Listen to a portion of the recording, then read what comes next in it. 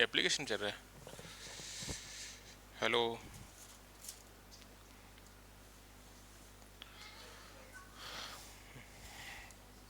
आवाज़ आ रही है, चेक करना।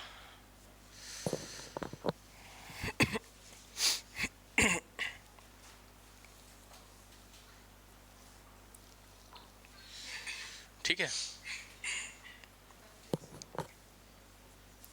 स्टार्ट है। गुड मॉर्निंग सभी को। आज इस चैप्टर का अंतिम क्लास है, जल्दी हो जाएगा। ठीक है, इसके बाद कल वाली क्लास में एमसीक्यू करेंगे। तो प्रायद्वीपीय पठार के अंतर्गत ये सारी चीज़ें कल की क्लास में देख लिए थे। अभी तक कोई डाउट? मेन जो चीज़ है हम लोग देखे थे पश्चिमी घाट और पूर्वी घाट और उसके अंतर्गत आने वाली प्रमुख रेंजेस के बारे में। आज उसी के अंतर्गत कुछ घाट्स को देख लेते हैं। ठीक है, और इसके बाद फिर मैदान और द्वीप समूह को कवर करेंगे। तो पश्चिमी घाट और बेसिकली प्रायद्वीपीय भारत में जो प्रमुख घाट है, यानी कि घाट मतलब दर्रे की बात कर रहे हैं, क्योंकि यहाँ पर इन्हें दर्रे कहा जाता है। तो यहाँ पे कौन कौन से इम्पोर्टेंट है इसको देखेंगे। इसके बाद अलावा अरावली में देखेंगे और एक है मध्य प्रदेश में। ठीक है, तो इस वाले रीजन के जो जो इम्पोर्टेंट दर्रे हैं उसको देखेंगे। हिमालय वाला देख लिए थे, है ना। इसके अंतर्गत कौन कौन से प्रमुख दर्रे हैं। सबसे पहले बात करें यहाँ पे मध्य प्रदेश में। मध्य प्रदेश में देख रहे हैं सतपुड़ा के अंतर्गत, है ना। यहाँ पर एक दर्रा मिलेगा सतपुड़ा पर्वत श्रेणी के अंतर्गत मध्य प्रदेश में। इसका नाम है असीरगढ़। आप लोग हिस्ट्री में शायद पढ़े होगे, अगर पढ़े हो इसके बारे में, असीरगढ़ के बारे में। ये मध्य प्रदेश से मिलेगा और सतपुड़ा पर्वत श्रेणी में है। ठीक है, असीरगढ़। यहीं से होके बेसिकली मुगल जो है ना वो दक्कन में प्रवेश किए थे, असीरगढ़ के दर्रे से होकर। अभी मुगल साम्राज्य तो पढ़ रहे हो क्या? अच्छा, अभी चल रहा है ना, हो सकता है आगे पढ़ो। तो असीरगढ़ याद रखना है। ठीक है, ये मध्य प्रदेश से मिलेगा प्लस सतपुड़ा में। इसके बाद हम बात करें अरावली की। अरावली में दो है, एक तो हल्दी घाटी पता है ना, हल्दी घाटी का फेमस। और तो हल्दी घाटी एक मिलेगा और इसके ऊपर में एक मिलेगा गोरान घाट। तो ये गोरान घाट जो है वो इम्पोर्टेंट है, इसके बारे में पूछा जा सकता है।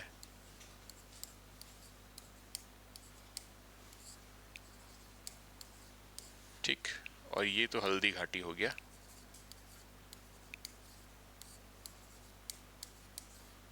ये दो दर्रे याद रखना, ये राजस्थान में है और अरावली के अंतर्गत मिलेंगे। ठीक है, ये वाला हो गया हमारा सतपुड़ा।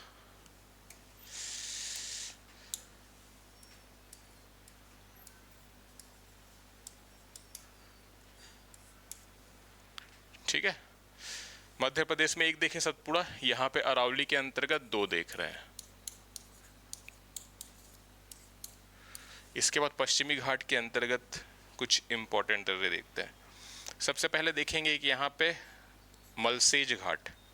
ठीक है, तो मलसेज घाट के बारे में याद रखना है।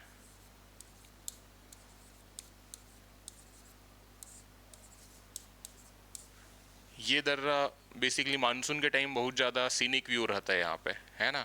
अब जैसे रास्ते में ही जाएंगे तो कई सारे वाटरफॉल मिलेंगे, तो इस कारण से थोड़ा पर्यटन की दृष्टि से भी इम्पोर्टेंट है, तो इसलिए याद रखना मलसेज घाट। फिर नीचे आ जाएंगे तो जो इम्पोर्टेंट जो हर बुक में मिलेगा, थाल घाट, भोर घाट, ये सब मिलेगा। थाल घाट और इसके नीचे भोर घाट। यहाँ पे पश्चिमी घाट के बिल्कुल पश्चिम में अगर बात करें तो कुछ इधर साइड में मुंबई है, तो मुंबई को नासिक से कनेक्ट करता है थाल घाट। और फिर नासिक से होके जैसे इस वाले रूट में हम बात करें, कुछ इस प्रकार से नासिक जाके वो कोलकाता हाईवे कनेक्ट करेगा। ठीक है, और जबकि भोर घाट की बात करें तो ये मुंबई को जोड़ता है पुणे से, है ना। तो याद रखना, ये भी पूछा जाता है, मुंबई को पुणे से जोड़ता है भोर घाट और मुंबई को नासिक से या मुंबई को कोलकाता से, इस प्रकार का है, तो याद रखना है थाल घाट। ठीक है, दोनों ही पश्चिमी घाट में, अब जितने भी देख रहे हैं सब पश्चिमी घाट मिलेंगे। थाल घाट, बोर घाट हो गया। ठीक है, फिर एक याद रखना नाने घाट।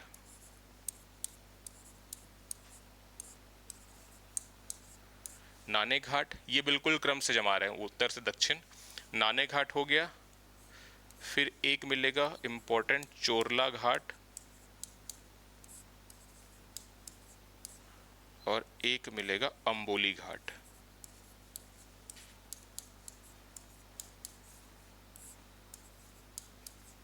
ये सभी महाराष्ट्र में है ना, महाराष्ट्र में पश्चिमी घाट का हिस्सा है। मलसेज है, फिर है थाल घाट, फिर भोर घाट, उसके बाद नाने घाट, चोरला घाट और अंबोली घाट। क्लियर यहाँ तक? फिर आते हैं कर्नाटक में। तो कर्नाटक में एक इंपॉर्टेंट याद रखेंगे, अगुम्बे। ये ऊपर वाला अंबोली है जो महाराष्ट्र में है, नीचे है अगुम्बे घाट जो कर्नाटक में मिलेगा। अगुम्बे वर्षा वन के नाम से भी जाना जाता है, क्योंकि पूरे भारत की अगर बात करें तो सबसे ज़्यादा वर्षा कहाँ पे होती है? मासिन राम में। उससे पहले होती थी चेरापूंजी में। दक्षिण भारत का बोलो या प्रायद्वीपीय भारत का चेरापूंजी या प्रायद्वीपीय भारत का मासिन राम, किसे कहा जाता है? अगर ऐसा प्रश्न है तो याद रखना अगुम्बे घाट को, क्योंकि अगर दक्षिण भारत या पूरे प्रायद्वीपीय भारत की बात करें तो सबसे ज़्यादा वर्षा यहीं होती है अगुम्बे में, जैसे मासिन राम में होती है ना वैसे ही। ठीक है। और अभी तो न्यूज़ में चल रहा था कि अरुणाचल प्रदेश का एक जिला है, वहाँ पर सबसे ज़्यादा वर्षा दर्ज की जा रही है, मासिन राम से भी ज़्यादा, ऐसा वहाँ पे क्लेम किया जा रहा है। अगर देखे हो कोई न्यूज़ में तो। उसका नाम क्या है? हाँ, कुछ अजीब टाइप सा नाम है। ठीक है। तो हाँ, वैसा टाइप का नाम है। तो वो अरुणाचल प्रदेश का है वो, लेकिन अभी वो उसको मतलब दर्जा नहीं मिला अभी तक, क्योंकि अभी पहले वहाँ पे मेन बात यह है कि वर्षा को मापने के लिए वहाँ पे यंत्र नहीं है ना, स्थापित नहीं किए गए हैं। तो देखते हैं आने वाले टाइम पे क्या होता है। अभी तो फिलहाल मासिन राम ही है। तो ये अगुम्बे घाट को ना दक्षिण भारत या प्रायद्वीपीय भारत का चेरापूंजी भी बोल सकते हैं या मासिन राम भी बोल सकते हैं। पूरे प्रायद्वीपीय भारत में सबसे ज़्यादा वर्षा कहाँ पे होती है अगर एक पॉइंट की बात करें तो अगुम्बे घाट। जैसे छत्तीसगढ़ में बात करते हैं, है ना, प्रदेश की बात नहीं करेंगे, केवल एक जगह की बात करेंगे तो फिर अबूझमाड़ आ जाता है ना। तो उसी प्रकार से अगुम्बे घाट है। ये वर्षा वन भी है क्योंकि काफ़ी ज़्यादा वर्षा होती है। तो ये हो गया। इसके बाद नीचे आते हैं केरल में। केरल में दो इम्पोर्टेंट है, एक तो है यहाँ पे मिलेगा पाल घाट, ठीक है, और एक और कौन सा है? हाँ, सेनकोट्टा दर्रा मिलेगा।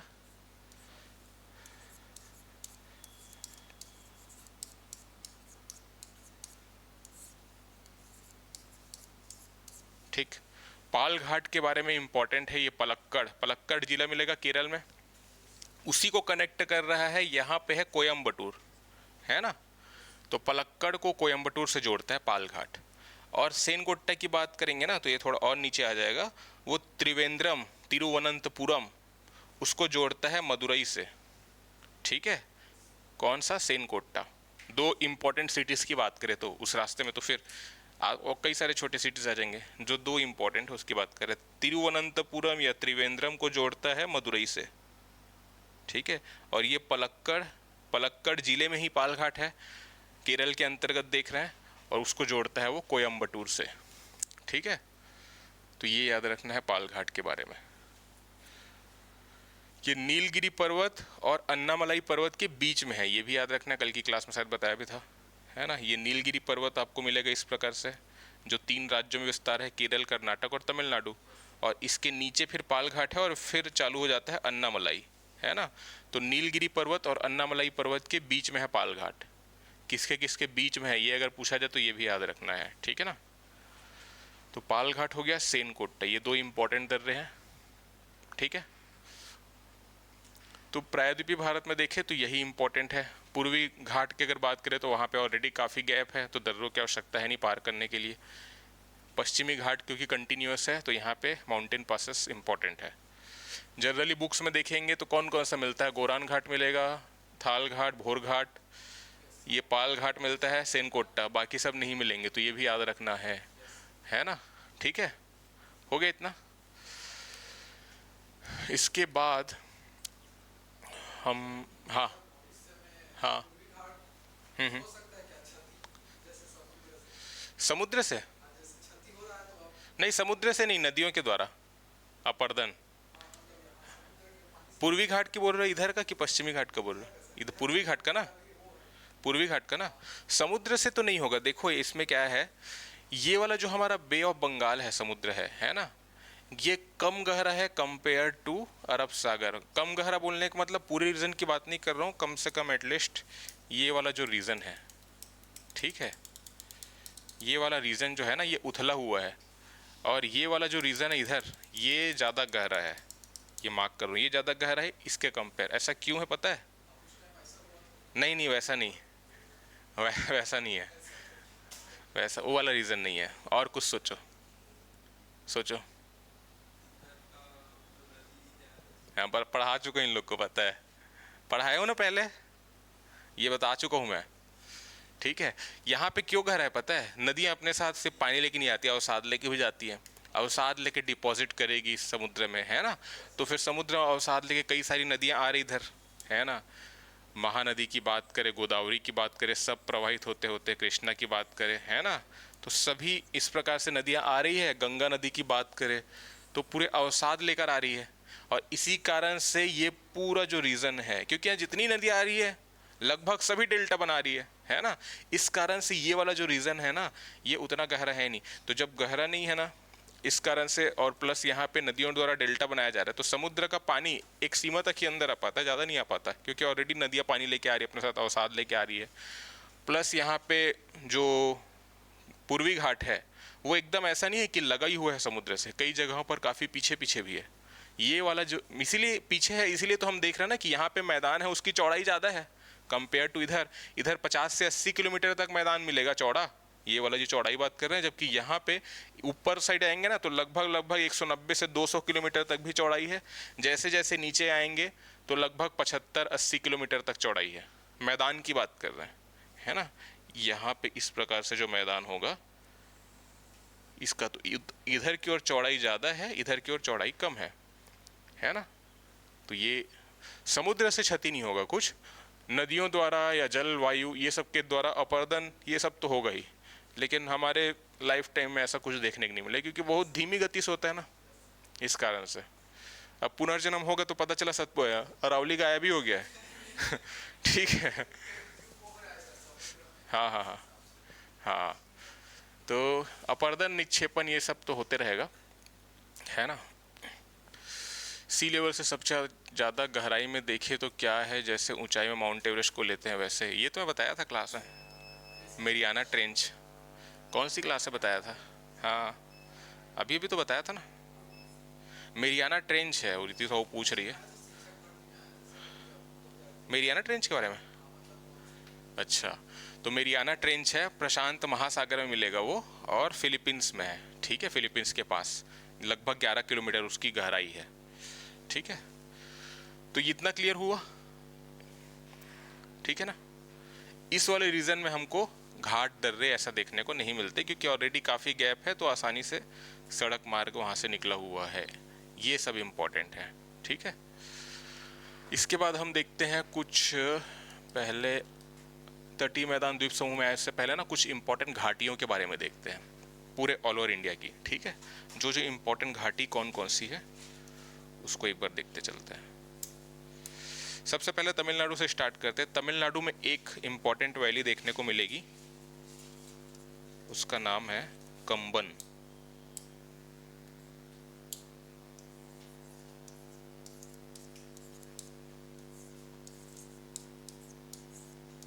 ठीक है, तो कंबन वैली इंपॉर्टेंट है तमिलनाडु में, ठीक। और केरल में कौन सा है? साइलेंट वैली, या जिसे हिंदी में कहते हैं शांत घाटी, ठीक है ना। और कुछ घाटियाँ भी मैं इसके अंतर्गत बता दी हूँ, महाराष्ट्र के अंतर्गत जो हम लोग देखे, जैसे कि मलसेज घाट हो गया, ये भी घाटी है ना। अगुम्बे भी, तो ये सब तो नाम तो याद रहेगा ही। ये दर्रे भी हैं, घाट दर्रे कहाँ पे बनेंगे? घाटियों में ही तो दर्रे बनेंगे रास्ते, है ना। तो इसलिए घाटी भी इंपॉर्टेंट, उसी के अंतर्गत दर्रे आ जाते हैं कुछ कुछ। तो साइलेंट वैली याद रखना, केरल में। ये पूछा जा चुका है प्रीवियस ईयर, देखोगे तो ये तो आसान क्वेश्चन हो जाता है आज के टाइम पे। कंबन घाटी याद रखना है, ये मिलेगा तमिलनाडु में। तमिलनाडु में देख रहे थे, तमिलनाडु का पठार देखे थे ना, एक बार व्यापा में क्वेश्चन आया था, सिगुर पठार, याद है किसी को? सिगुर पठार करके एक क्वेश्चन आया था, सिगुर पठार कहाँ है, व्यापम के एग्जाम में आया था। तो सिगुर पठार याद रखना तमिलनाडु में है ना। अब वो भी ना बेसिकली हम लोग देख रहे हैं, ये वाला जो रीजन है यहाँ पे आपको नीलगिरी पर्वत मिलेगा इस वाले रीजन में। तो नीलगिरी पर्वत के अंतर्गत ही वो पठार देखने को मिलता है, तमिलनाडु मिलेगा, नीलगिरी पर्वत श्रेणी के पास ही है। ठीक है, तो सिगुर पठार भी याद रखना, एक बार आ चुका है तो हो सकता है दोबारा पूछ ले। ये दो घाटी हो गया। एक तीसरा जो इंपॉर्टेंट है आंध्र प्रदेश में, विशाखापट्टनम के अंतर्गत मिला है। कोई गया वाइजैक वगैरह घूमने? कोई गया होता तो पता होता, क्योंकि वहां पे जाता ही है। अरकू वैली नाम अगर सुने होगे तो, अरकू घाटी, अरकू वैली सुने हो? हाँ गए हो? तो अभी तो बोले नहीं गए हैं करके। वाइजैक नहीं गए हो? हाँ अभी याद आ गया ना, क्योंकि यहाँ पे तो जाते ही हैं जनरली। और बीच जाएंगे, घाटी जाएंगे, यहाँ पे केव्स वगैरह मिल जाएगा, वो कॉफ़ी वगैरह का प्लांटेशन वगैरह है। ठीक है, तो वो सब मिलेगा। तो अरकू वैली इंपॉर्टेंट है, ये आंध्र प्रदेश से मिलेगा, विशाखापट्टनम के अंतर्गत। ठीक है, इसके बाद देखते हैं, एक तो जुकू वैली इंपॉर्टेंट है जो मिलेगा नागालैंड में। ये काफ़ी ज़्यादा इंपॉर्टेंट है, इसके बारे में पूछा जा चुका है। जुकू वैली या घाटी बोलो, ठीक है, तो इसे याद रखना, ये नागालैंड में मिलेगा। दिहांग और दिबांग के बारे में पता ही है, अरुणाचल प्रदेश में मिलेगा। ठीक है,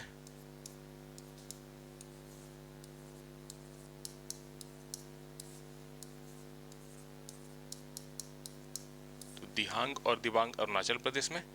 सिक्किम में आ जाएंगे तो एक इंपॉर्टेंट मिलता है युमथांग, जो सिक्किम के अंतर्गत मिलेगा। ठीक है, युमथांग हो गया। और एक जो इंपॉर्टेंट है वो है चुम्बी घाटी।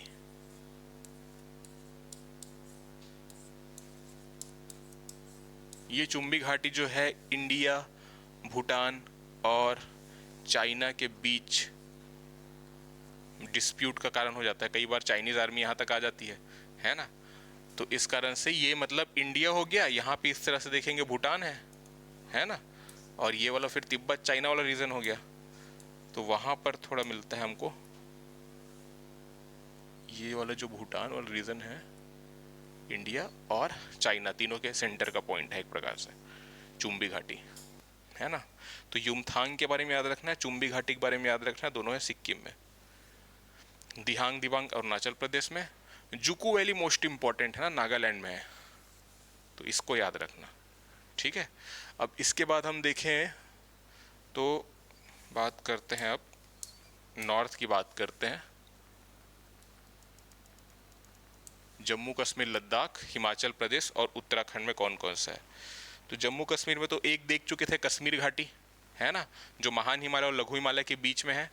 महान हिमालय लघु हिमालय के बीच दो घाटी देखे थे, कश्मीर घाटी देखे थे और एक नेपाल में देखे थे काठमांडू घाटी, है ना।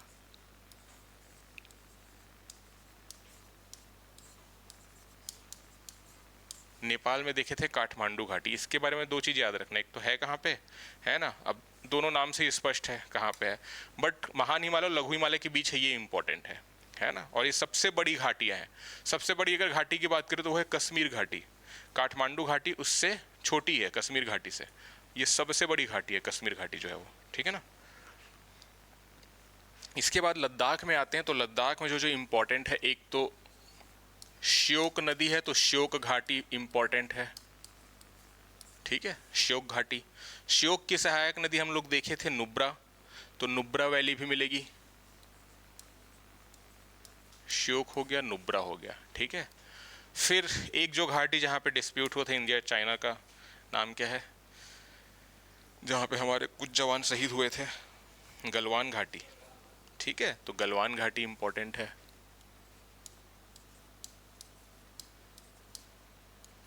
ठीक, इसके बाद जो इंपॉर्टेंट है, एक है मरखा घाटी, है ना, गलवान हो गया, फिर है मरखा, और इसके बाद है एक इंपॉर्टेंट पूगा घाटी। ठीक, तो श्योक, नुब्रा, गलवान, मरखा, पूगा, और एक जो इंपॉर्टेंट और है वो है सुरु घाटी, क्योंकि सुरु नदी यहाँ से प्रवाहित होगी, जो किसकी सहायक नदी है, सुरु नदी, हाँ सिंधु की सहायक नदी, ठीक है।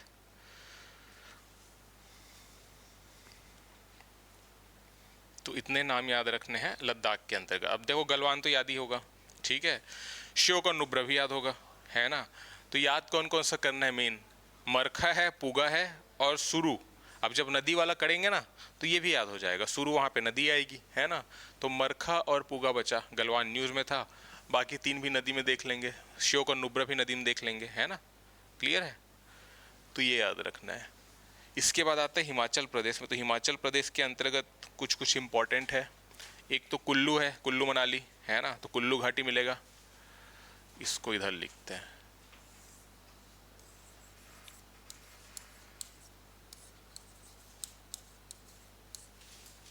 कोई गया है यहाँ? कोई नहीं गया ना। अभी कभी छुट्टी प्लान करोगे तो जाना, ठीक है। अभी 2 बार हो गया बाढ़ आते हर साल, आप लोग के जाते तक पता चला तबाही मत मच जा रहा है। इस साल भी बाढ़ आया यहाँ पे, पिछले साल भी आया, पिछले साल तो और ज़्यादा आया था, सबसे तबाही वाला, ठीक है। जैसे केदारनाथ में आया था ना, उसके कैटेगरी का है कि नहीं है नहीं पता, लेकिन बहुत ज़्यादा आया था यहाँ भी। पूरा जितना भी इंफ्रास्ट्रक्चर था ना नदी के किनारे, होटल वोटल सब बने थे, सब गए। इसीलिए नदी के किनारे नहीं बनाना चाहिए कम से कम। तो कुल्लू घाटी याद रखना है, ठीक है। और फिर याद रखना है कांगड़ा, कांगड़ा घाटी हो गया। एक है किन्नौर, ठीक है। कुल्लू, कांगड़ा, किन्नौर, तीनों केस है।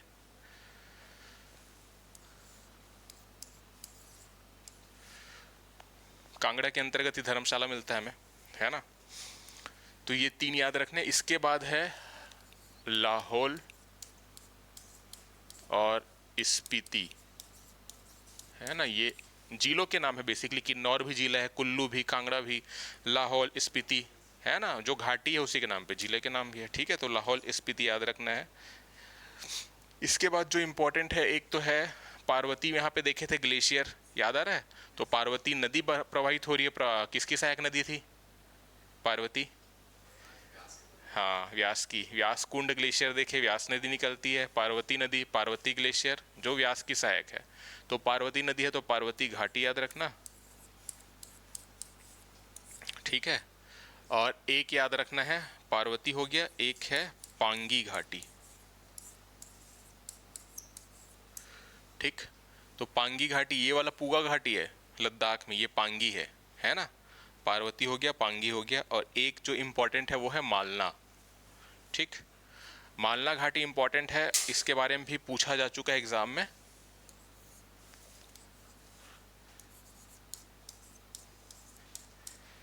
तो ये याद रखना है मालना घाटी, ठीक है।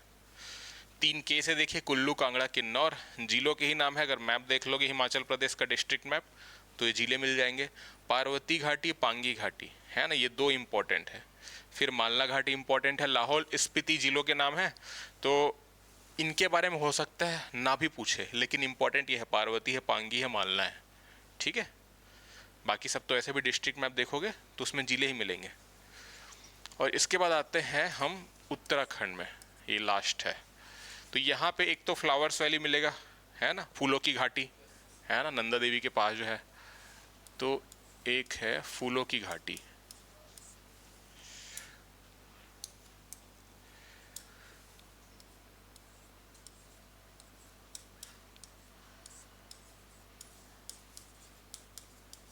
उसके बाद हम देखे थे कि दून घाटी भी कहा जाता है लघु हिमालय और शिवालिक हिमालय के बीच जो घाटियां हैं उन्हें,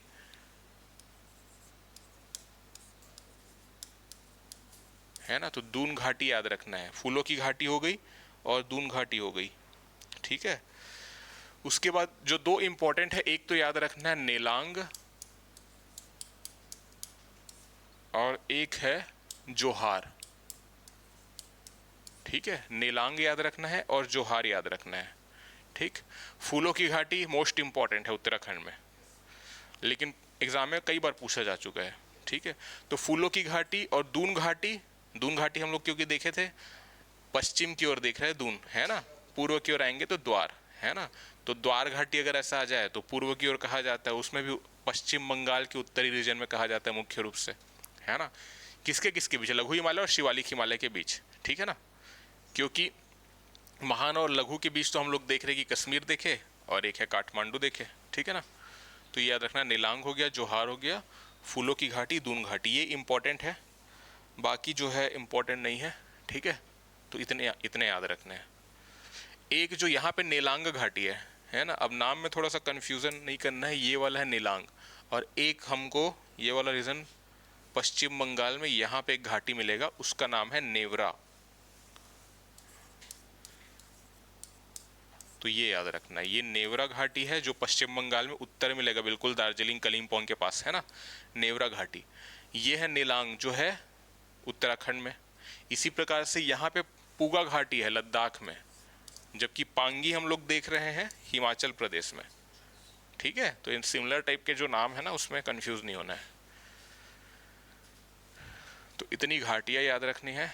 दर्रे देख लिए, हिमालय के भी देख लिए थे, आज वाले देख लिए, है ना, और ये घाटियाँ है। इसके बाद जो तटवर्ती मैदान है और द्वीप समूह है, उसमें ज़्यादा कुछ है नहीं डिस्कस करने के लिए। तटवर्ती मैदान में मैं पहले वाली क्लास में बताया था ना, जो काठियावाड़ तट, वही सारी चीज़ें हैं। तो पश्चिम तटीय मैदान है, पूर्वी तटीय मैदान है, जो हमारा पश्चिमी घाट है उसके अगर पश्चिम में बात करें तो पश्चिमी तटीय मैदान है।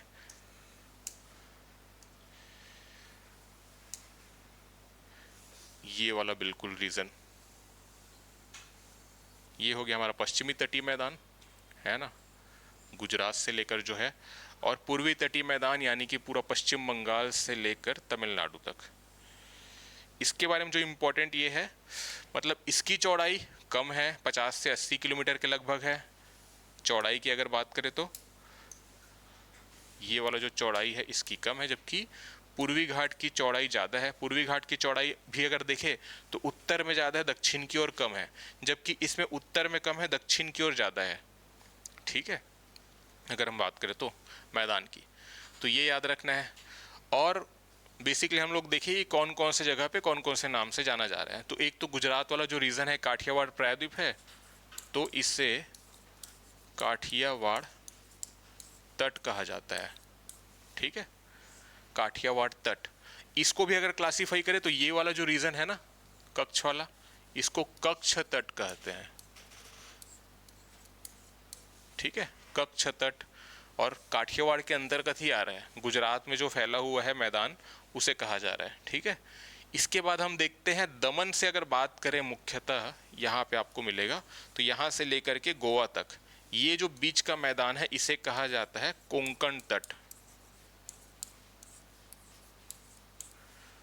दो प्रकार से मैदान को डिवाइड कर रहे हैं, एक है पूर्वी तटीय मैदान, पश्चिमी तटीय मैदान, उसके अलग अलग क्या क्या नाम है ना, यही पूछा जाता है एग्जाम में। तो कोंकण तट, गोवा से नीचे बात करें कर्नाटक तक देख रहे हैं प्रमुख तौर पे, ये वाला जो रीजन है इसको हम लोग कहते हैं या तो कन्नड़ तट भी कह सकते हैं, ठीक है, कनारा तट भी कहते हैं। तो ये दोनों ही नाम इंपॉर्टेंट है, कोंकण है, उसके बाद है कन्नड़ या कनारा तट, और ये जो केरल के अंतर्गत हमको मिलता है ना, इसे हम कहते हैं मालाबार तट।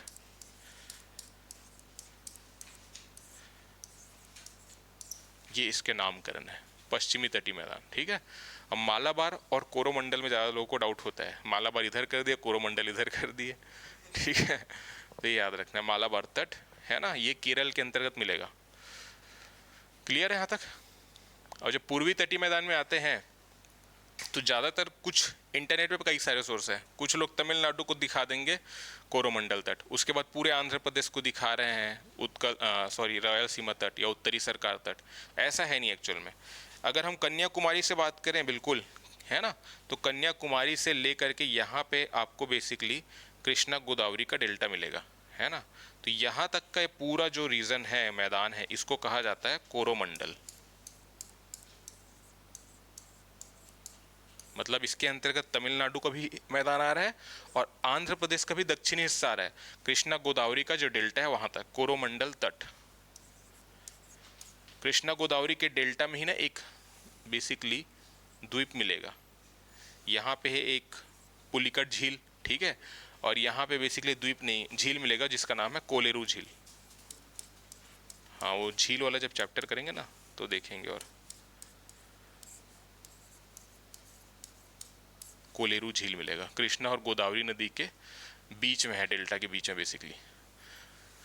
तो ये हो गया हमारा, मतलब कोलेरू झील तक अगर हम बोल सकते हैं, कृष्णा गोदावरी के डेल्टा बोल रहे हैं, मतलब वहां तक भी बोल सकते हैं। ये पूरा जो मैदान है उसे कहा जाता है कोरोमंडल तट। इसके ऊपर में आएंगे तो यहां से लेकर के महानदी के डेल्टा के बीच में ये जो हिस्सा है हमारा, उसे कहा जाता है उत्तरी सरकार तट, यानी कि नॉर्दर्न सरकार तट। सरकार मतलब गवर्नमेंट नहीं है, सरकारी है, ठीक है, इंग्लिश में। तो उत्तरी सरकार तट, और इसे ही रॉयल सीमा तट भी कहा जाता है। रॉयल सीमा, ठीक है। तो रॉयल सीमा तट या फिर उत्तरी सरकार तट कृष्णा गोदावरी के डेल्टा से लेके उत्तर की ओर जाएंगे, मतलब आंध्र प्रदेश का उत्तरी हिस्सा आया और उड़ीसा का दक्षिणी हिस्सा, महानदी के डेल्टा के नीचे वाला सेक्शन। तो ये बीच का जो मैदान है, तटवर्ती मैदान, इसे उत्तरी सरकार तट या फिर रॉयल सीमा तट कहा जाता है, ठीक है। और फिर उड़ीसा के उत्तर और ये पूरा पश्चिम बंगाल यहाँ तक का जो है, उसे कहते हैं उत्कल तट, ठीक। लेकिन अब अगर ऐसा क्वेश्चन आ जाए कि राज्य कौन से राज्य में है, केवल इतना ही पूछा गया है, और दो राज्यों के नाम नहीं, एक एक राज्य के नाम है ना, मतलब कोरोमंडल तट किस राज्य में है, तो क्या लेंगे, तमिलनाडु लेंगे। वैसे ही उत्तरी सरकार के बारे में तो आंध्र प्रदेश लेंगे। उत्कल के बारे में अगर पूछा जा रहा है, एक ही राज्य दिया है तो उड़ीसा। अगर दो राज्य दिए हैं तो दोनों के नाम देखना, उड़ीसा पश्चिम बंगाल, इस प्रकार से, ठीक है। ये जो पश्चिम बंगाल वाला जो है ना, इसको ना दीघा सीमा के नाम से भी जाना जाता है, दीघा तट भी कहा जाता है। केवल पश्चिम बंगाल की ही हम अगर बात करें तो ये भी याद रखना, ठीक है। अगर केवल पश्चिम बंगाल की बात करें तो ये दीघा तट कहा जाता है। अदरवाइज दीघा को भी कंप्लीट उत्कल तट में शामिल करते हैं। उत्कल तट का ही एक भाग है जो पश्चिम बंगाल में, ठीक। तो ये तटीय मैदान की बात है, क्लियर यहाँ तक। और इसके बाद हम देखते हैं द्वीप समूह। तो एक द्वीप समूह मिलेगा हमको अंडमान निकोबार, एक मिलेगा लक्षद्वीप। इसके बारे में कौन कौन सी चीज़ें इंपॉर्टेंट है, तो ये तो तट वाला हो गया जो मैंने बताया अभी। और द्वीप समूह की बात करें, ये वाला द्वीप दिख रहा है आप लोग को, ब्लर तो नहीं हो रहा है, नहीं दिख रहा है, चलो ठीक है, मैं एक्सप्लेन करता हूँ। देखो, ये पहले बात करते हैं अंडमान निकोबार की, ठीक है। अंडमान एक अलग द्वीप समूह है, निकोबार एक अलग द्वीप समूह है ना। द्वीप समूह की बात करें ना, और हम कंप्लीट बात करें अंडमान एवं निकोबार द्वीप समूह। अंडमान मतलब कि बेसिकली उत्तरी वाला सेक्शन जो दिख रहा है हमको, ये पूरा हो गया, है ना। और इसके नीचे जो देख रहे हैं यहाँ पे कार निकोबार है, ये पूरा निकोबार आइलैंड के अंतर्गत आता है फिर, ठीक है। इसके नीचे फिर जाएंगे तो इंडोनेशिया, सुमात्रा, जावा, ये सब द्वीप आ जाएगा, है ना। अंडमान के अंतर्गत कई सारे द्वीप हैं, टोटल अगर देखें तो लगभग 800 से ज़्यादा द्वीप है अंडमान और निकोबार द्वीप समूह के अंतर्गत, है ना।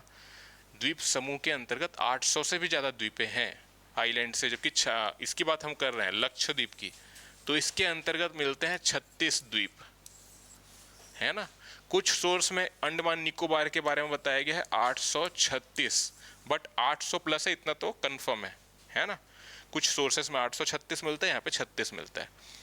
ये अंडमान और निकोबार की इंपॉर्टेंट द्वीप कौन कौन से है, इसको हम लोग कैटेगरी में बांट सकते हैं जो मेन है। एक तो आपको मिलेगा नॉर्थ अंडमान, ठीक है, उत्तरी अंडमान। इसके नीचे आएंगे तो फिर मिडिल अंडमान मिलेगा, जिसे मध्य अंडमान कहते हैं। इसके नीचे आएंगे तो दक्षिणी अंडमान मिलेगा। जो जो इम्पोर्टेंट है वो क्या है, पहले इसको समझते हैं। ये मिडिल अंडमान जो है ना, ये सबसे बड़ा द्वीप है पूरे अंडमान और निकोबार का, या यूं कहे कि पूरे भारत का। अगर सबसे बड़ा द्वीप कौन सा है तो मध्य अंडमान, मिडिल अंडमान, ठीक है। अगर एक द्वीप की बात करें, पूरा द्वीप समूह है ना, कई सारे 836 द्वीप हैं, तो सबसे बड़ा कौन सा है तो मिडिल अंडमान सबसे बड़ा है, ठीक है। जो राजधानी है यहाँ की अंडमान निकोबार की, वो है कौन सी, हाँ अब नाम चेंज, श्री विजयपुरम, ठीक है। तो ये भी नाम याद रखना है, ये करंट अफेयर में पूछा जा सकता है। पोर्ट ब्लेयर राजधानी थी, इसका नाम हाल ही में चेंज किया गया है श्री विजयपुरम। पता है ना सबको, नहीं पता है, श्री विजयपुरम याद रखना है, अभी 2 हफ्ते पहले की बात है। और ये जो राजधानी है वो दक्षिणी अंडमान के अंतर्गत आता है, ठीक है। यहीं पे सेल्यूलर जेल भी मिलेगा, है ना, काला पानी की सजा वाला, ठीक है, हाँ। तो ये याद रखना है, ठीक है। और उत्तरी अंडमान के बारे में क्या याद रखेंगे, उत्तरी अंडमान में ये पूरे अंडमान निकोबार द्वीप समूह की सबसे ऊंची चोटी है ना, वो कहाँ, ये प्रश्न पूछा जाता है ऐसे। अभी कोई पेपर हुआ था ना अभी संडे को, कल ही तो था क्या, कल परसों जियोग्राफी का क्वेश्चन उसमें आया था, कोई देखा है क्या? कितना? हाँ हाँ, कितना क्वेश्चन आया था ज्योग्राफी से? 10 क्वेश्चन ना? पेपर है, पेपर पेपर क्वेश्चन पता होगा किसी को? हाँ हाँ, चल जाएगा, ठीक है। हाँ हाँ, कोई दिक्कत नहीं। पहले इसको बता देता हूँ, उसके बाद क्वेश्चन देखेंगे, ठीक है। तो उत्तरी अंडमान में, पूरे अंडमान निकोबार द्वीप समूह की सबसे ऊंची चोटी है, नाम क्या है, किसी को पता है? ठीक है, सैडल पीक मिलेगी यहाँ पे, 732 मीटर इसकी ऊंचाई। तो जैसा हम लोग क्या देखे थे जब हम लोग नॉर्थ ईस्ट इंडिया कवर कर रहे थे, तो कि उत्तर की ओर जैसे जैसे दक्षिण आ रहे हैं तो ऊंचाई हिमालय की कम हो रही है, फिर समुद्र के अंदर, फिर यहाँ पे ऊपर आया तो सैडल पीक 732 मीटर, ठीक है। इसके बाद ना मध्य अंडमान में एक माउंटेन पीक मिलेगी, माउंट डियोवोली, डियोवली बोल सकते हैं या वोली बोल सकते हैं, ठीक है, माउंट डियोवली। इसकी जो ऊंचाई है ये 732 मीटर हो गया। इसकी जो ऊंचाई है वो है 515 मीटर के लगभग। ये याद नहीं रखना है मीटर, बता इसलिए रहा हूँ क्योंकि अगेन यहाँ पे ज़्यादा है, फिर नीचे धीरे धीरे कम होते जा रहा है, ठीक है। तो माउंट डियोवली, अब आपसे प्रश्न ये जरूर पूछा जा सकता है माउंट डियोवली कहाँ पे है, इंपॉर्टेंट है ये, क्योंकि सैडल पिक तो मोस्ट इंपॉर्टेंट है, सबसे ऊंची चोटी है जो उत्तरी अंडमान में है, तो ये भी याद रखना है, उत्तरी अंडमान, मध्य अंडमान, दक्षिणी अंडमान, निकोबार कहाँ है, ठीक है। तो सैडल पीक मध्य अंडमान में, डियोवली, ठीक है। और इसके बाद यहाँ पे आ जाएंगे साउथ अंडमान में, तो एक मिलेगा माउंट हैरियट, एक कोयाबो भी है, एक हैरियट है, हैरियट ज़्यादा इंपॉर्टेंट है, ठीक है। कोयाबो, हैरियट, ये दोनों मिल जाते हैं साउथ अंडमान में। क्लियर यहाँ तक? और अगर हम निकोबार की बात करें तो एक माउंटेन पीक यहाँ पे याद रखना जो ग्रेट निकोबार यानी कि सबसे लास्ट में हमको मिलेगा, माउंट थुलियर। इसकी ऊंचाई लगभग 642 मीटर के करीब है, ठीक है। ये 732, 515, फिर हैरियट में आ जाएंगे तो ये, और कोयाबो में आ जाएंगे, 460 और 450 मीटर है। मतलब कि देख रहे हैं कि अगेन यहाँ पे भी ऊंचाई धीरे धीरे कम हो रही है एक प्रकार से। हालांकि यहाँ पे जब आएंगे तो फिर थोड़ा बढ़ा इसके कंपेयर टू 642 मीटर, है ना। तो ये अंडमान हो गया, ये निकोबार हो गया। निकोबार की बात करें तो सबसे बड़ा द्वीप है निकोबार, अगर की बात करें तो ग्रेट निकोबार, ठीक है, जहाँ पे भारत का सबसे दक्षिणतम बिंदु है। Indira point, Pygmalion point, Parson point एक ही है, ठीक है ना। तो ये ग्रेट निकोबार के अंतर्गत मिलेगा, यहाँ पे लिखा भी हुआ है इंदिरा पॉइंट, ठीक है। इसके ऊपर में कार निकोबार है यहाँ पे, है ना, तो ये भी याद रखना है।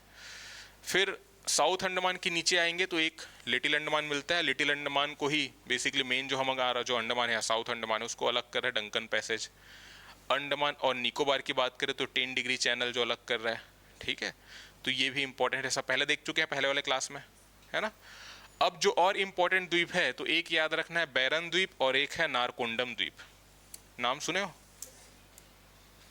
एक देखो यहाँ पे मिल रहा है बैरन द्वीप, ये है मध्य जो अंडमान है हमारा, उत्तरी मध्य दक्षिणी, तो मध्य अंडमान के कौन सा डायरेक्शन में है, पूर्व की ओर।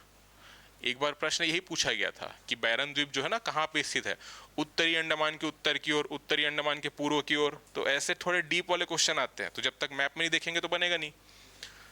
बैरन आइलैंड ये भारत का एकमात्र, मतलब क्या बोल सकते हैं उसको, सक्रिय ज्वालामुखी है ना। इसमें फर्स्ट टाइम जो इरप्शन है वो 1787 में हुआ था, 1787 ईस्वी में। और इसके बाद से इस पर समय समय पे कई सारे इरप्शन हुए हैं। सक्रिय ज्वालामुखी है भारत का एकमात्र, ये प्रश्न कई बार पूछा जा चुका है ना। सक्रिय यानी कि एक्टिव है, इसके पास जाना सही नहीं है ना। एक यहाँ पे मड वोल्केनो भी मिलता है, मड मतलब मिट्टी वाला, ठीक है। वहाँ पे भी इरप्शन होता है, मिट्टी का इरप्शन होता है थोड़ा थोड़ा, ठीक है। गैसियस टाइप में है थोड़ी वहाँ की भूमि, तो उसको थोड़ा घेर के रखें, टूरिस्ट प्लेस भी बन गया वो। तो मड वोल्केनो भी मिलता है। अगर ऐसे ही पूछा जाए तो याद रखना मड वोल्केनो कहाँ मिलेगा, तो अंडमान में मिलेगा, अंडमान निकोबार में, है ना। तो सक्रिय ज्वालामुखी है बैरन आइलैंड, ये इसका डायरेक्शन अगर एग्जाम में आए तो मध्य अंडमान के उत्तर में है ना, सॉरी उत्तर बोल रहा हूँ, पूर्व में है, ठीक है, मध्य अंडमान के पूर्व की ओर। क्लियर है? अगर इसकी बात करें दक्षिण अंडमान के, तो इसके उत्तर पूर्व की ओर आ जाएगा, है ना। और अगर हम बात करें उत्तरी अंडमान के, तो इसके दक्षिण पूर्व की ओर हो जाएगा। क्लियर? तो ऐसे याद रखना, क्योंकि पूर्व की ओर है, प्रश्न आ चुका है ना। बैरन द्वीप, सक्रिय ज्वालामुखी, एक इसके उत्तर में जाएंगे ना, तो इसके पूर्व में, फिर उत्तरी अंडमान के पूर्व में कुछ यहां पे मिलेगा, नारकोंडम। ठीक है, या बैरन द्वीप के उत्तर में है नारकोंडम। ये सक्रिय है बैरन वाला, ये है प्रसुप्त, है ना। यहाँ पे सक्रिय नहीं है, ये बीच बीच में उद्गार होता है, मतलब बीच बीच में बोलने का मतलब अभी काफी लंबा समय हो गया है, सोया हुआ है एक टाइप से, कब उड़ जाएगा कोई पता नहीं है, लेकिन ठीक है। तो नारकोंडम याद रखना है। बैरन और अब दोनों में डाउट होता है कि सक्रिय ज्वालामुखी कौन सा है, दोनों पता है, नारकोंडम मार के आएगा एग्जाम में, तो वो प्रसुप्त है। सक्रिय याद रखना है बैरन है, एकमात्र है। न सिर्फ इंडिया का, साउथ एशिया के में भी एकमात्र आता है सक्रिय ज्वालामुखी, बैरन आइलैंड। ठीक है, तो ये मोस्ट इंपॉर्टेंट है। और इस बैरन आइलैंड के उत्तर में है नारकोंडम, वो भी ज्वालामुखी है लेकिन वो प्रसुप्त है। ठीक है, याद रहेगा। तो ये तो बात होगी अंडमान निकोबार की जो इंपॉर्टेंट थे। लक्षद्वीप की बात करें तो लक्षद्वीप में लगभग 36 द्वीप है टोटल, है ना। सबसे जो दक्षिणी है वो है मिनिकॉय, जो हम देख लिए थे, है ना। मिनिकॉय और बेसिकली मालदीव इसके नीचे आ जाएंगे ना, तो मालदीव मिलेगा। मिनिकॉय और मालदीव के बीच जो चैनल है वो है 8 डिग्री चैनल, है ना। 8 डिग्री चैनल है, और इसकी लगभग, वो चैनल बोलने का मतलब है कि अक्षांश रेखा को हम बात करें 8 डिग्री, है ना, उसकी जो बेसिकली चौड़ाई की बात करें तो लगभग 150 किलोमीटर है ना। ये बीच में जो है वो 150 किलोमीटर वाटर बॉडी है ना, पूरा काल्पनिक रेखा है, कोई डिवाइड करने वाला रेखा तो खींचे नहीं है। तो ये मिनिकॉय द्वीप सबसे दक्षिण में है ना। इसकी राजधानी की बात करें तो कवरत्ती है। 1973 में इसका नाम चेंज करके लक्षद्वीप किए, लक्काद्वीप, मिनिकॉय, अमीन द्वीप था। ये पॉलिटी वाली क्लास में बताया था मैं, अगर याद होगा तो। 1973 में नाम चेंज हुआ, है ना। तो ये भी याद रखना कब चेंज हुआ, ये पॉलिटी के अंतर्गत इसी से क्वेश्चन पूछ लिए, जियोग्राफी सभी लिंक है ना ये आपस में। ठीक है, तो ये याद रखना है। यहाँ पे आपको मिल रहा है एक, आपको दिखेगा नहीं, एंडरॉथ करके एक द्वीप है ना, एंडरॉथ। ये क्यों इंपॉर्टेंट है, क्योंकि 36 द्वीप है ना, तो सबसे बड़ा द्वीप ये है एंडरॉथ। ठीक है, हाँ दिख ही नहीं रहा है लेकिन सबसे बड़ा है, जितने दिख रहे हैं उसमें भी। ठीक है ना, तो एंडरॉथ द्वीप याद रखना है। कवरत्ती इसकी राजधानी है ना। तो ये इंपॉर्टेंट है यहां तक। क्लियर है यहां तक। बाकी जो चैनल वैनल है वो सब हम लोग देख लेते हैं। मिनिकॉय है, और बेसिकली पूरे लक्षद्वीप को जो अलग कर रही 9 डिग्री चैनल है, 8 डिग्री। बेसिकली जो मालदीव है वो और मिनिकॉय के बीच है। मिनिकॉय और ऊपर के जो पूरे लक्षद्वीप के आइलैंड है उसके बीच जो चैनल है वो है 9 डिग्री, है ना। तो ये सब तो हम पहले डिस्कस कर चुके। क्लियर है यहाँ तक, क्लियर है।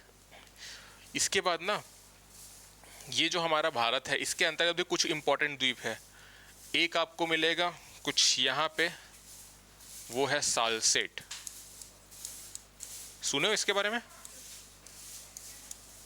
सालसेट द्वीप क्यों इंपॉर्टेंट है? ये भारत का सबसे ज्यादा घनी आबादी वाला द्वीप है।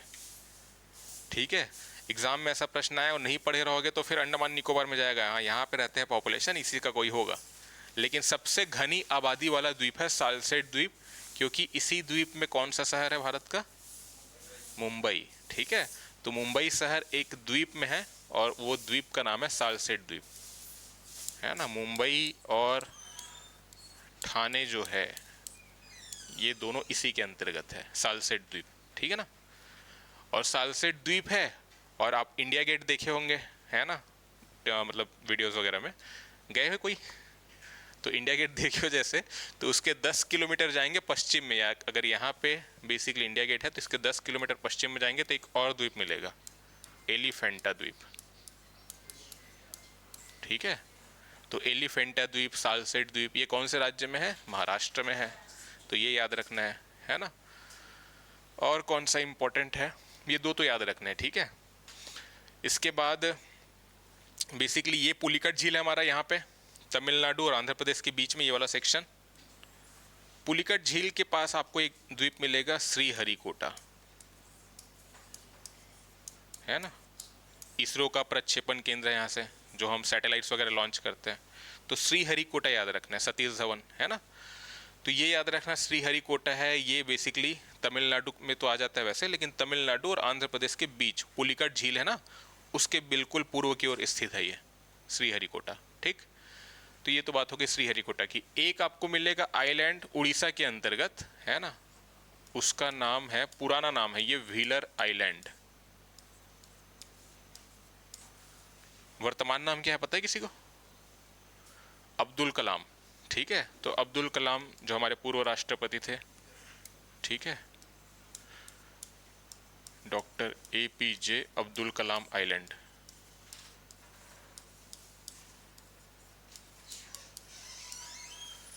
तो ये व्हीलर द्वीप का ही नाम है, नाम परिवर्तन किया गया था। और यहाँ से भारत किसकी टेस्टिंग करते हैं? यहाँ से तो चलो लॉन्च कर रहे हैं हम लोग सैटेलाइट वगैरह स्पेस के लिए, ठीक है, यहाँ से किसकी टेस्टिंग हो रही है? यहाँ से भी होती है। हाँ, मिसाइल जो टेस्ट करते हैं ना हम लोग, वो जनरली यहीं से होते हैं, मिसाइल की टेस्टिंग। जो अग्नि 3, पृथ्वी, ये सब जितने भी है ना, वो सब यहीं से टेस्ट किए जाते हैं। ठीक है, तो ये याद रखना है व्हीलर। ये उड़ीसा के अंतर्गत मिलेगा, वर्तमान नाम है इसका doctor APJ Abdul Kalam island. ये है श्रीहरिकोटा, सतीश धवन स्पेस सेंटर यहाँ पे आपको मिलेगा। तो ये तमिलनाडु के अंतर्गत आ जा रहा है, पुलिकट झील के बीच में बिल्कुल स्थित है। और एक यहाँ पे पश्चिम बंगाल की बात कर रहे हैं तो न्यूमर आइलैंड या न्यूमूर आइलैंड याद होगा, है ना, जो पश्चिम बंगाल और भारत के बीच विवाद का केंद्र था, जो वर्तमान में डूब गया है ना। बीच बीच में आता है कभी, फिर डूब जाता है। क्यों ऐसा होता है पता है किसी को? आइलैंड कभी दिख रहा है कभी नहीं दिख रहा है, ऐसा क्यों? हाँ, वाटर लेवल ज़्यादा हुआ डूब गया।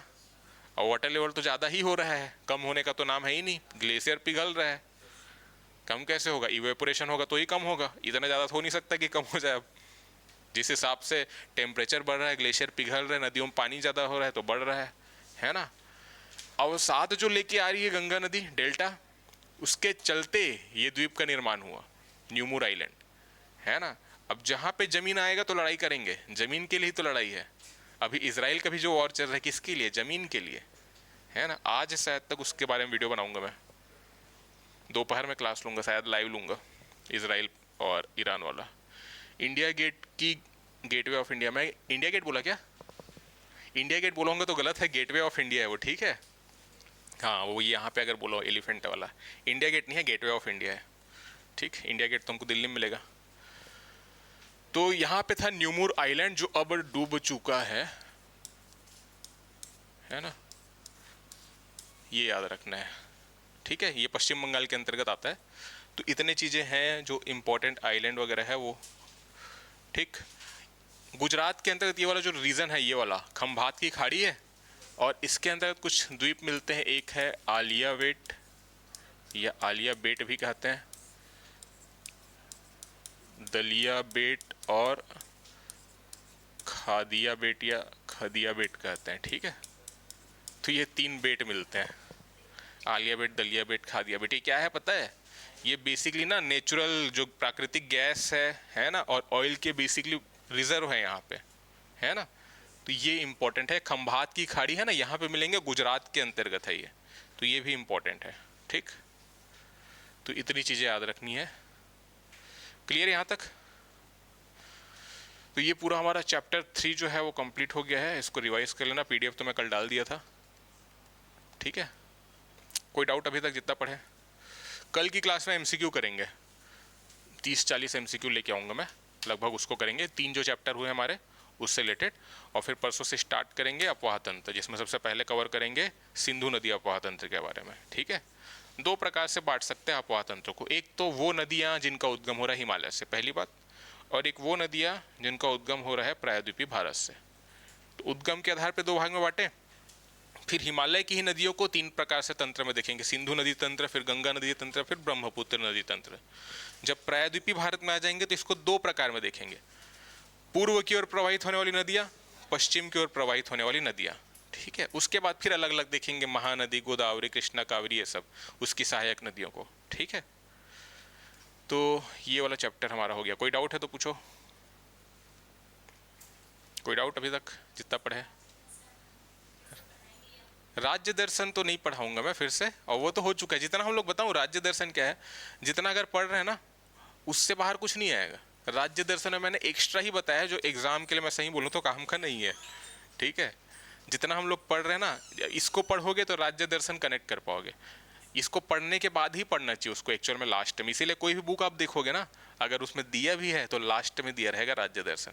पूरे भूगोल को पढ़ोगे तब, नहीं तो फिर उसको अगर पहले पढ़ोगे तो रटने के समान है एक प्रकार से, ठीक है। क्योंकि नदी अपवाह तंत्र, फिर आपको नदी के किनारे प्रमुख स्थान कौन कौन से, नदी कैसे प्रवाहित हो रही है, तो आप उत्तर प्रदेश पढ़े तो उत्तर प्रदेश में देखे नदियों को, है ना। और उसको जो गंगा नदी की बात करो तो उत्तराखंड से आ रही है, तो उसके उधर से भी लिंक है, फिर उत्तर प्रदेश से। तो पूरा सिस्टम पढ़ने के बाद हम आसानी से कवर कर सकते हैं, है ना, ठीक है। अब दिखाओ मेरे को क्वेश्चन, कौन क्या क्या क्वेश्चन दिया था। हम्म। हाँ हाँ। हाँ। वो कुछ सेक्शन है, वो धाराओं की बात करें ना सेक्शन, वो डोमेस्टिक वायलेंस से रिलेटेड है ना। कि मतलब अगर अच्छे से व्यवहार नहीं हो रहा है, शादी के बाद आप देखते हैं कई सारे मैटर होते हैं, ठीक है। तो अगर सही से व्यवहार नहीं हो रहा है तो उस मैटर मतलब वो धारा के आधार पे कुछ कुछ दंड का प्रावधान किया गया है। बट मैरिटल रेप वाला जो है ना, उसमें वो वाला क्लॉज जो है वो नहीं है, वो अपवाद है। दो अपवाद है, अपवाद नंबर 2 बताया था। एक अपवाद ये है कि चिकित्सा प्रणाली में अगर इस प्रकार से कुछ जांच वाच की जाती है तो उसको भी रेप की कैटेगरी में नहीं रखा जाएगा, वो वाली बात है, ठीक है। तो अपवाद नंबर 1 है। और अपवाद 2 मतलब पति और पत्नी के बीच का जो रिलेशन है उसके बारे में बताया था, ठीक है। तो वो सबको अलग रखा गया है।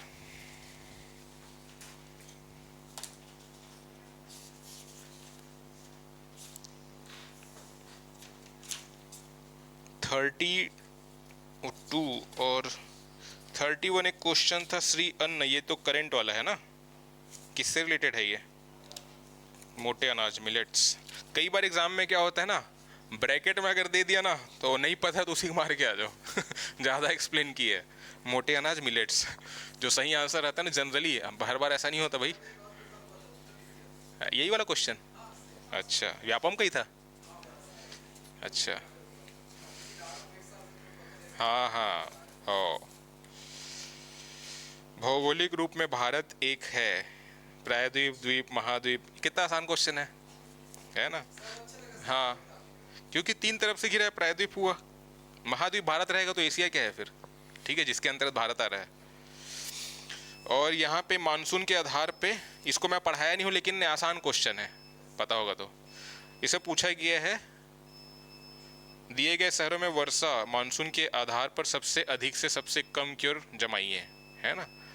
सबसे ज़्यादा वर्षा कहाँ पे हो रही है अगर हम देखें इस ऑप्शन के अकॉर्डिंग, तो हमको पता है मेघालय में, चेरापूंजी रीजन मासीराम, तो वो तो ऑप्शन में है नहीं, तो शिलोंग मिल रहा है, तो शिलोंग वही मेघालय की राजधानी। इतना अंधेरा क्यों है? अच्छा लाइट गोल है क्या?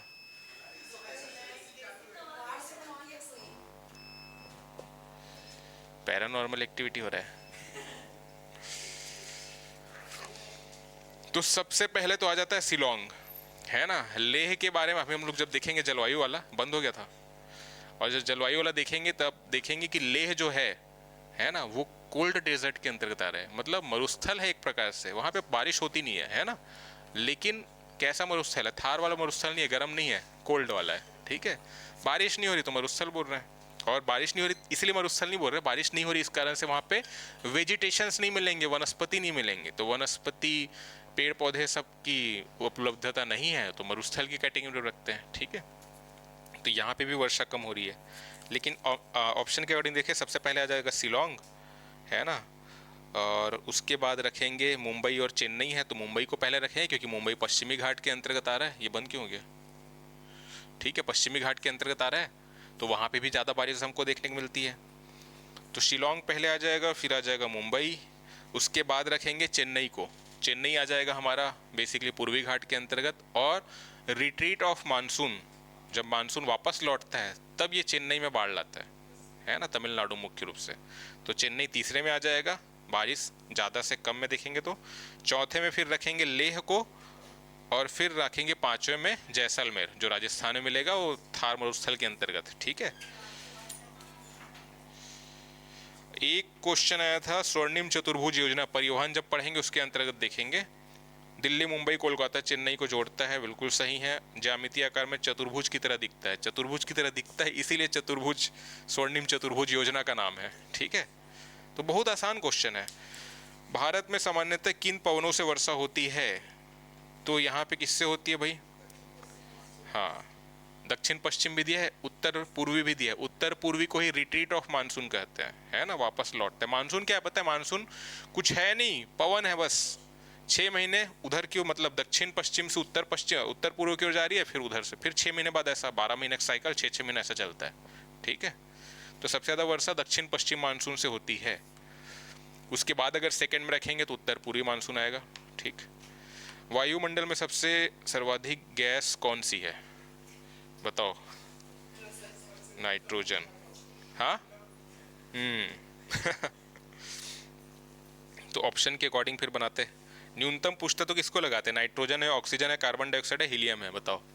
न्यूनतम अगर पूछते हीलियम को लगाएंगे। और हीलियम कितना है? हाँ, तो हीलियम सबसे कम में हुआ ना फिर, वही तो पूछ रहा हूँ। नहीं नहीं नहीं नहीं नहीं नहीं, वायुमंडल, वायुमंडल। हाँ। इसके बाद भारत की पूर्व की ओर प्रवाहित होने वाली नदियों को उत्तर से दक्षिण जमाना है। अभी अगला क्लास से देखेंगे इसमें, है ना। ऑप्शन में है कावेरी, गंगा, महानदी, कृष्णा, गोदावरी।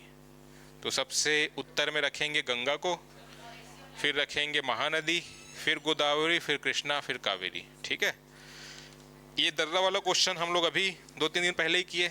नाथुला, सीपकीला, बोमडीला, जोजिला सभी पढ़े हैं। क्या है पूछा है? दर्रा है ना। और कौन सा क्वेश्चन बचा? साइंस का। हाँ हाँ, एक तो ये हरित क्रांति श्वेत क्रांति वाला है, तो आसान क्वेश्चन है। ठीक है, और रंगन थिट्टू, भरतपुर, ये सब पक्षी विहार, इसको हम लोग पढ़ेंगे जब प्राकृतिक वनस्पति वन्यजीव ये सब देखेंगे ना, अभी उसमें आएगा ये, जिसके अंतर्गत national park, wild life sanctuary पढ़ेंगे। ठीक है, तो 10 क्वेश्चन था। कितना सब बना? कोई दिलाया क्या एग्जाम?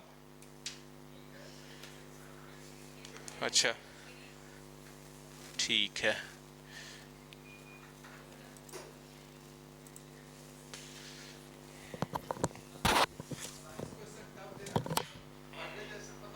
हाँ, साइंस में ना जनरली मैं भी देखा हूँ क्वेश्चन थोड़े टफ बनाए जा रहे हैं।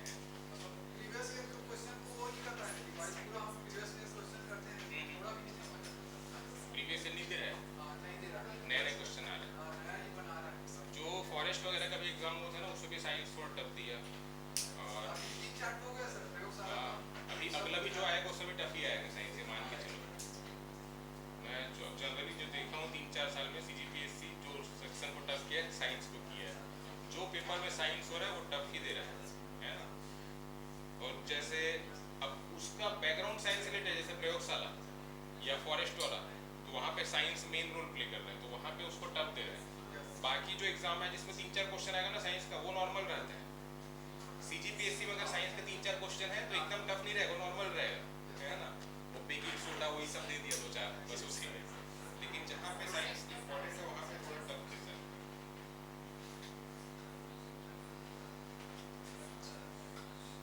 आज दोपहर में इस क्लास में लाइव लूंगा इजराइल और ईरान के बीच जो कन्फ्लिक्ट चल रहा है उसके बारे में।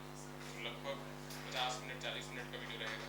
ठीक है, लाइव रहेगा, रिकॉर्डिंग रहेगा, पता नहीं रिकॉर्डिंग रहेगा तो दोपहर शाम को अपलोड होगा। ठीक है, कल वाला देखिए थे मैरिटल रेप वाला जो बनाया था, आप लोगों को क्या लगता है क्राइम होना चाहिए कि नहीं होना चाहिए? क्राइम की कैटेगरी में कौन नहीं देखा है पहले ये बताओ? वीडियो नहीं देखे हो? देखना, मैं लिंक डाला था ग्रुप में, आप हो कि नहीं हो ग्रुप में? हो ना, उसमें लिंक डाला था, देखना 10 मिनट करीब का वीडियो है। जो ये सब जो न्यूज़ है ना, वो आपके पर्सनैलिटी को डेवलप करने के लिए इम्पोर्टेंट है। आप डिसीजन मेकिंग कैसे ले रहे हो। हाँ हाँ, मतलब लगभग लगभग ना 3 दर्जन ऐसे देश है जहाँ पे नहीं है, 100 से ज़्यादा देश है जहाँ पे ऑलरेडी क्राइम की कैटेगरी में है। बट भारत सरकार ने जो बता रहा था ना कि ऐसा बोली कि भाई हर जगह क्राइम की कैटेगरी में, इसका मतलब ये नहीं कि हम भी क्राइम की कैटेगरी में रखें। ठीक है, अब इन फ्यूचर हो सकता है क्राइम की कैटेगरी में आ जाए, लेकिन फिलहाल के लिए नहीं है। तो सुप्रीम कोर्ट में भी सुनवाई चल रही है, हो सकता है सुप्रीम कोर्ट, क्योंकि जैसे मैं जुडिशियल ओवररीच है ना सुप्रीम कोर्ट का काम, सुप्रीम कोर्ट अपने से नया इनोवेशन ले आए, उसको क्राइम